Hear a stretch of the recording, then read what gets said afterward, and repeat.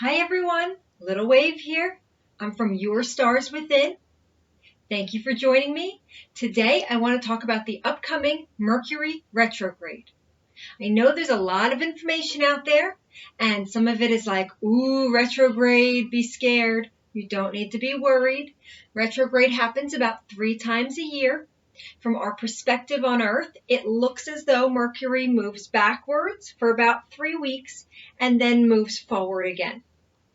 So there's 3 weeks of an active retrograde, but there's maybe 6 to 8 weeks total where we're in what's called the shadow period. So if it's going to retrograde back to this point, which in our case here is going to be 23 degrees Cancer. So we're going to say Mercury comes along, and it's not in retrograde yet. It's just the first time it's touching that degree. And now it goes on to about, I think, 4 degrees. Yeah, 4 degrees Leo. And then it's going to retrograde at 4 degrees Leo. And it's going to go back to 23 degrees Cancer. And then forward again. So once it goes forward, we say that it's stopped. So that's going to be about August 2nd. But really, we have to wait for it to go back past that 4 degrees of Leo to be completely done with it. Does that make sense?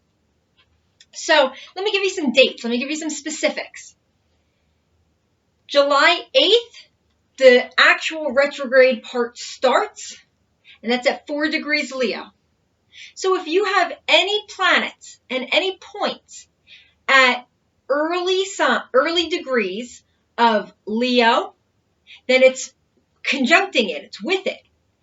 Opposite Leo, remember we talked about polar opposites in the last video, is Aquarius. So if you have any planets or points in early degrees Aquarius, 1 degree to 7, 8 degrees, something in there, then it will be opposing it.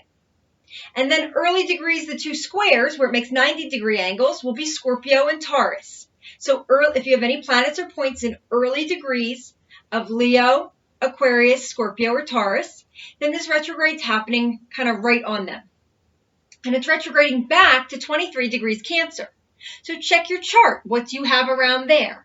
Again, anything around late degrees Cancer, opposite Cancer is Capricorn, or late degrees Capricorn, or the 2 squares, the 90-degree angles, Aries and Libra in this case. So late degrees Aries and late degrees Libra.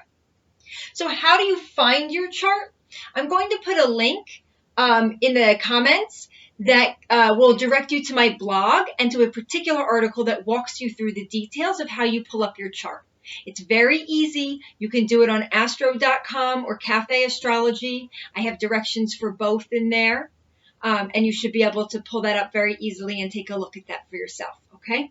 If it's something that you'd like me to do for you, or you want to have a conversation about your particular chart and how this would affect it, send me an email and we can talk about doing a consultation.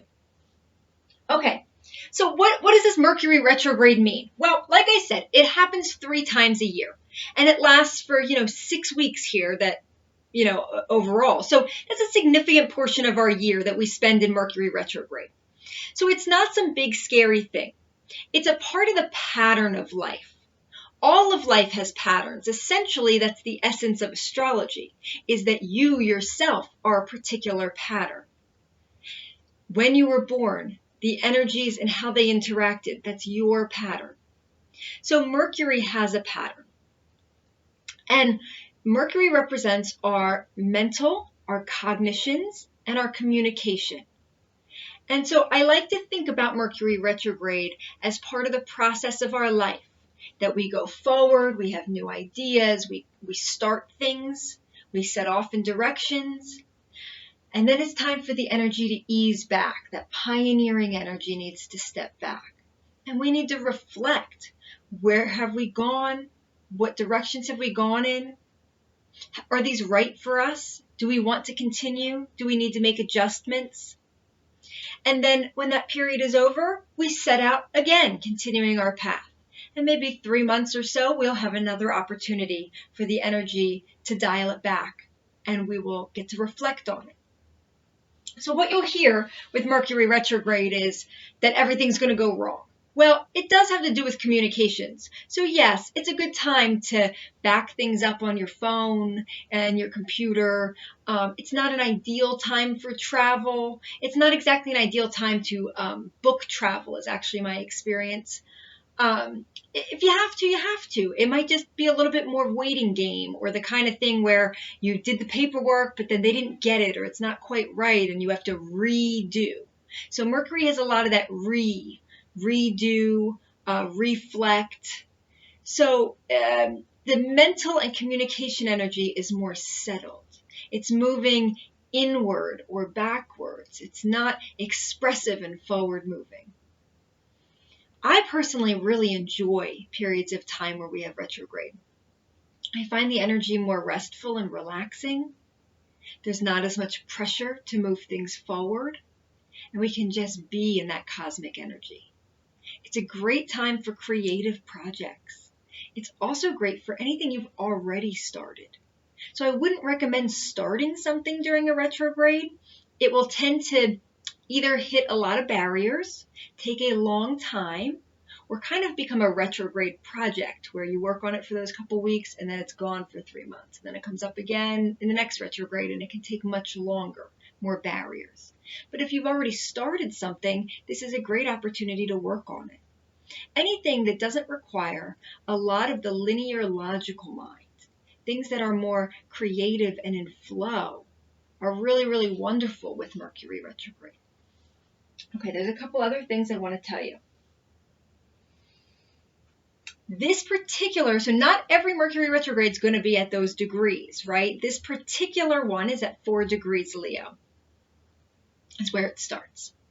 And that is conjuncting, meaning in the same spot as Mars. Mars is also at about 3 degrees Leo at this point where they retrograde. So those are in a relationship. So that tells me that this retrograde is going to include that Mars energy. The other aspect that they both make is they make a square to Uranus that's in early Taurus. I think it's at 6 degrees Taurus right now. So there's this square aspect, 90-degree angle, right? Everything is sacred geometry. So 90-degree angle, and that's a tension point, right? Imagine a car accident is how I like to describe it. If you guys were to hit, that's tension. That's very different than if maybe they were more aligned, right? Opposition, a lot of tension too, right? Head-on collision. So you can think about the angles like that, you know, the 90 and the 180 being your tension points. So things that I think about with the Mars energy there, because Mars is go get it, aggressive or assertive. It's, you know, pioneering, impulsive, god of war, right? Go do it. But this Mercury is going backwards, like, oh, I'm not really thinking clearly, right? And we have to keep in mind that we also just had the eclipses, or the one eclipse. We're coming into the other one. And we talked about new beginnings. And I think that we need to kind of think of these things together. We sort of had these new beginnings, but it brought up old family root stuff, even if it's not yours, ancestral karmas and stuff that we're carrying. And so we have these new beginnings, and then right away, this Mercury retrograde. So to me, that's like, ooh, stuff needs to come up and stuff needs to come out, that you might see a revisit of old issues, of old relationships, of old people in your life returning. Old people in your life returning is actually very common during a Mercury retrograde, but this one in particular feels to me like, what do I need to work at, or what do I need to work through in order to release so that I can move into these new beginnings that I've asked the universe for? And if you haven't, it's not too late. Go ahead, set your intention, and it should have a lot of power over the next 6 months. But this retrograde period is to reflect, to refine, to think it through. But it's a little bit agitated because you get that Mars that's like, let's go, it's rearing, you know. Mars is not patient. So you might have some agitated energy, or you might feel like you're hitting a lot of roadblocks. If you feel that way, my guess is you're trying to move forward when you need to sit back. The answers may not be there, or this may not be the timing. The other thing that you may notice with the Mars, is you might have an increase in anxiety, a lot of over anxious mental energy that doesn't really have a place to go. It's sort of misdirected or internally directed. So physical energy with anything Mars is really helpful. So get out, do something, work that energy out of your system, do something creative. That will settle both. Reflecting on where you're spending your energy. Are you sitting around on social media, scrolling? We're all guilty of it. How much time are you wasting there? Or how much time are you wasting in a relationship or in toxic friendships or in whatever that isn't where you want your energy to go? This is an opportunity to sit back and really look at, where do I spend my time? Where do I spend my energy? And is that aligned genuinely with who I am? Because this is in Leo. Leo is about that genuineness, that self, that honesty, that inner self, even that child self. And Leo can throw temper tantrums too, right? So we don't want to let that energy get misdirected. We really want to take some control of that and use it to promote a more authentic way of being and expending our energy. So authentic expending of energy. Put your energy where you want it to go and not where you don't want it to go. Don't feel guilty. But that Mercury retrograde is going to go back into Cancer, which is like family, and there's guilt in that. Who's holding me in? But I have to give to this person. I have to give. I have to nurture others. No, you don't. You have to take care of yourself. And through that self-love and that self-care that comes outward to those that you love, who support you and who help you grow. When we give from that guilty, obligated place, we're not giving healthy nourishment anyway. So this is a great opportunity to reflect on that. The connection with Uranus tells me that it's likely to be some unexpected revelations. It's Mercury, so it's mental, so some unexpected understanding, some unexpected insight, some unexpected communication. Some conversations might go really well and you have insight, and some might go very differently than you expect. With Uranus, there's always that element of the unexpected or the unknown. But there's also freedom. You might break free from old programming and old words in your mind that have kept you stuck and guilty, and you might suddenly break very free from that. Because of the Mars element there, I want to also suggest that you look at your sex drive and your sex life, what turns you on, what mentally that you like, and making sure that that's aligned and authentic with who you are and where you want to go as a soul and as an energy, because you don't want your aggressive Mars energy to hold you back.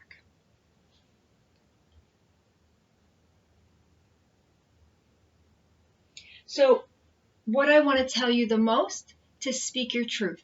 Speak it directly.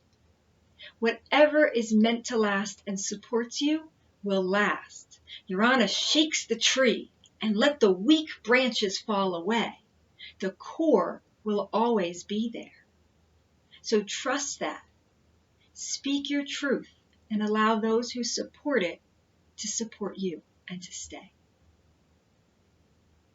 I hope that that's been helpful and can act as a guide for this upcoming Mercury retrograde that's going to begin on July the 8th, and it's going to end on August the 2nd, but be fully out of it August the 15th. Thank you for watching.